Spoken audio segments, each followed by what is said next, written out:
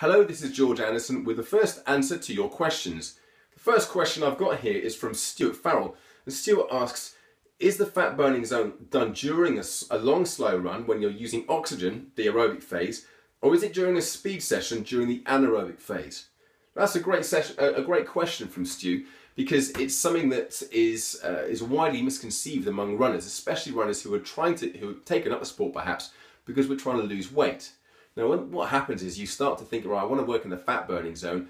So you take it aerobically, which is the long, slow, steady pace where you're not really working incredibly hard. You can certainly hold a conversation. And yes, your body is burning a high proportion of fat calories during that time when you're training at that intensity. However, the interesting thing really only happens after the workout. So during the workout, you'll burn X number of calories. Sure, that's going to be higher than if you're working at a higher intensity where you're going to be relying mainly on glycogen, stored carbohydrates for fuel, because you're working anaerobically.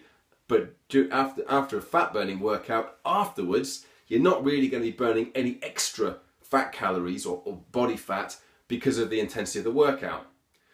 When you train hard, when you train with a higher intensity, then what then tends to happen is you have an afterburn effect, where your body is having to recover. It's the intensity is raised, your metabolic rate, so the rate at which your body is burning calories, that's elevated for a number of hours after the workout. So you actually rely then on fat as a fuel source to recover and to repair and adapt to that training stimulus.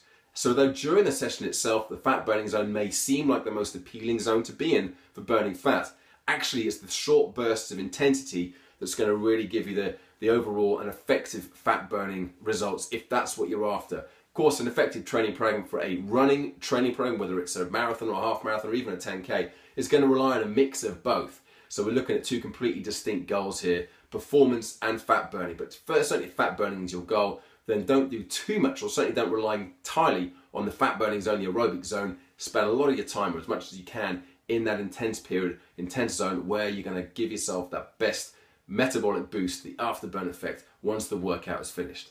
I hope that's answered your question, Stu. We'll be back again very soon with more answers to your questions. Bye for now.